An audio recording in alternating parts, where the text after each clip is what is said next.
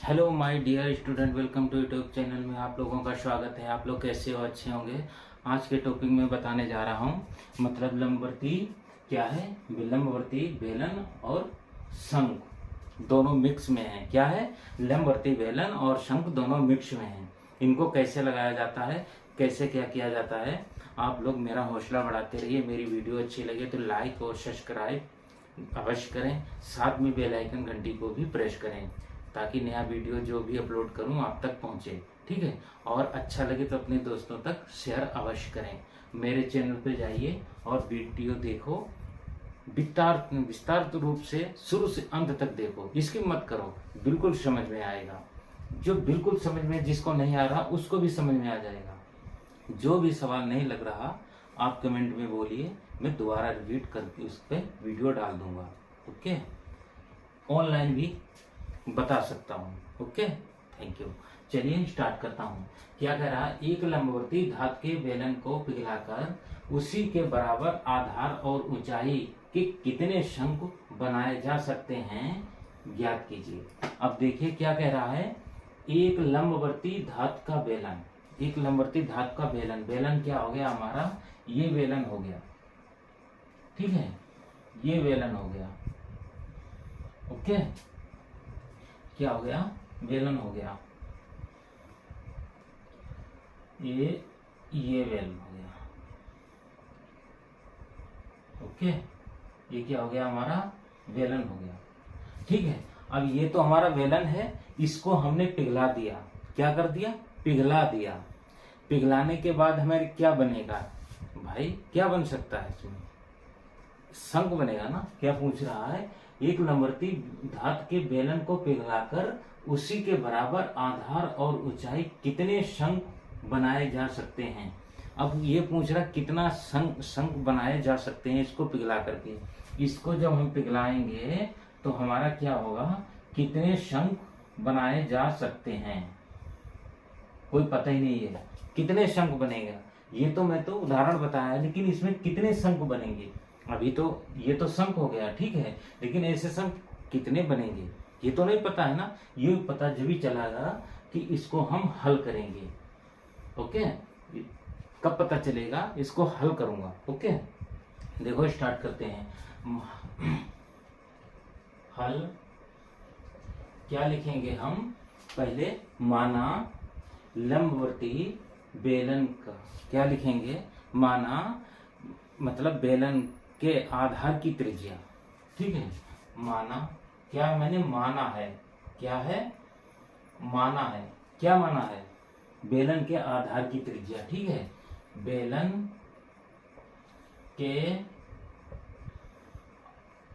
के आधार, क्या लिखा है? आधार की त्रिज्या। क्या है? त्रिज्या कितनी है? 8 सेंटीमीटर। ओके, तथा ऊंचाई कितनी है? h centimetre. ठीक है, मैंने मान लिया है। क्या मान लिया है? बेलन का आधार की त्रिज्या कितनी है? r, तथा ऊंचाई कितनी है? त्रिज्या कितनी है? 8 सेंटीमीटर, तथा ऊंचाई कितनी है? h centimetre. ठीक है, ओके। क्या मैंने माना है? ठीक है, क्या माना? अब स्टार्ट करते हैं। देखो त्रिज्या क्या लिखेंगे हम? त्रिज्या r बराबर, त्रिज्या कितनी है? मैंने r, सॉरी यहां लिख दिया है ना। ठीक है, लिख दिया है। क्या लिखा है? माना बेलन के आधार की त्रिज्या 8 सेंटीमीटर तथा ऊंचाई h सेंटीमीटर। मैंने माना है। ठीक है, तब क्या लिखेंगे हम? तब क्या लगाएंगे? मतलब बेलन का आयतन। ओके, क्या लिखेंगे? तब बेलन का आयतन। ओके, क्या लिखेंगे? बेलन का आयतन। और बेलन का आयतन क्या होता है हमारा? बेलन का आयतन क्या होता है, छोटा लिख लेते हैं, आ नहीं पाएगा, यहां से लिख लेते हैं। तब बेलन का आयतन क्या है, बेलन का आयतन। ठीक है, बेलन का आयतन क्या होता है हमारा, याद होगा आप लोगों को सबको, सीधे बेलन का आयतन पाई आर स्क्वायर एच क्या होता है, पाई आर स्क्वायर एच क्या होगा, पाई आर स्क्वायर एच। ठीक है, अब शंकु का आयतन, अब क्या निकालना है मुझे, शंकु का आयतन, किसका, शंकु का आयतन। शंकु का आयतन क्या होगा हमारा, 1/3 पाई आर स्क्वायर एच। शंकु का आयतन क्या होगा हमारा, 1/3 पाई आर स्क्वायर एच।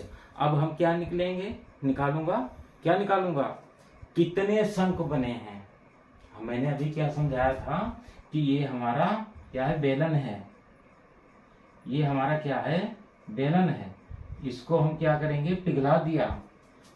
इसको पिघलाने के बाद क्या होगा, ठीक है, इसको पिघलाने के बाद कितने शंकु बनेंगे, कितने शंकु बनेंगे, यही तो पूछ रहा ना, मतलब क्या पूछ रहा हूं, ऊंचाई इतने कितने शंकु बनाए जा सकते हैं। ठीक है, यही पूछ रहा है ना, कितने शंकु बनाए जा सकते हैं, ज्ञात कीजिए। ओके, अब हमें क्या निकालना है, कितने शंकु बनाए जा सकते हैं, तो हमें शंकु निकालना है। क्या लिखेंगे, इसलिए क्या लिखेंगे, इसलिए कुल बने शंकु, इसलिए कुल बने शंकुओं की संख्या क्या लिखेंगे, इसलिए कुल बने, क्या लिखेंगे, कुल बने शंकुओं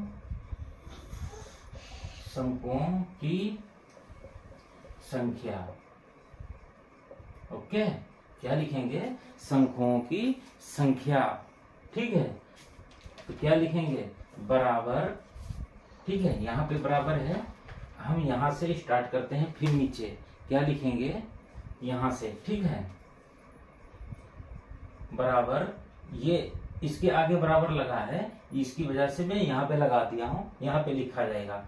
तो पहले क्या लिखेंगे हम, बेलन का आयतन पाई आर स्क्वायर एच बटे 1/3 पाई आर स्क्वायर एच। अब देखिए क्या हो गया, pi R square H 1/3 pi R square H. ठीक है, ये क्या हो गया, यहाँ पे क्या हो गया हमारा, बेलन का आयतन। ठीक है, बेलन का आयतन बटे शंकु का आयतन, ये समझने के लिए लिख दिया इसके आगे। ठीक है, अब देखिए यहाँ पे क्या है, पाई, यहाँ पे क्या है, पाई, यहाँ पे क्या है, आर स्क्वायर एच, यहाँ भी आर स्क्वायर एच। तो हमारा क्या हो गया, ये तो कट गए ना। यहाँ पे क्या बचा है, 3। जब 3 बचा है, इसको हम पलटेंगे, इसके नीचे है, इसको हम पलटेंगे, इसके ऊपर ले जाएंगे, तो क्या हो जाएगा हमारा, इसके नीचे एक की वैल्यू नहीं, इसको पलटेंगे तो क्या हो जाएगा, बराबर क्या हो जाएगा, इसको जब हम पलटेंगे, जैसे यहाँ पे क्या बचा, यहाँ पे तो कुछ बचे नहीं है, तो इसको पलटेंगे तो क्या हो जाएगा, 3। भाई मान लीजिए यहाँ पे क्या है, 1 है, इसके नीचे भी 1, इसके नीचे भी 3 है, तो इसको जब हम पलटेंगे तो क्या हो जाएगा हमारा 3। तो कितने शंकु बने हैं भाई, कितने शंकु बने, 3। तो यहाँ पे हम लिखेंगे, ठीक है, क्या लिखेंगे हम, मतलब क्या पूछ रहे, कितने शंकु बनाए जा सकते हैं, तो कुल क्या लिखूंगा, कुल शंकु बनाए जा सके, कुल कितने शंकु बनाए जा सकते हैं, तो कुल शंकु बनाए गए, कितने, कुल शंकु बनाए गए 3, यही हमारा आंसर हो गया, कुल कितने, कुल शंकु बनाए गए 3। ठीक, ओके। क्या है, बहुत सरल है, बहुत आसान है। इसमें क्या पूछा था, एक लंबवर्ती धातु के बेलन को पिघलाकर, इसको क्या है मैंने पिघला दिया, ये बेलन है, इसको धातु को पिघला दिया, पिघलाने के बाद क्या किया है, क्या पूछ रहा, उसी को बराबर आधार और ऊंचाई के कितने शंकु बनाए जा सकते हैं, उसी की आधार और ऊंचाई। इसमें भाई, इसमें शंकु की तो ऊंचाई पूछा नहीं, इसमें शंकु की तो ऊंचाई तिर्यक पूछा नहीं, शंकु की तिर्यक ऊंचाई जो होती है वो यल होती है, लेकिन इसमें तिर्यक ऊंचाई नहीं पूछा है, सीधे पूछा है शंकु की ऊंचाई, उसी को, ठीक है। और फिर पूछा है कि कितने ज्ञात मतलब शंकु बनाए जा सकते हैं, तो बेलन का आयतन बटे शंकु आयतन, दोनों में निकाल दिया, बेलन का आयतन शंकु आयतन, ये बराबर कट गए, इसको ले गए ऊपर जब गुणा करेंगे, ठीक है, तो 3 बचे, तो कुल शंकु बनाए गए 3, यही हमारा आंसर आ गया है। ठीक, कोई दिक्कत, डन, ओके, थैंक यू।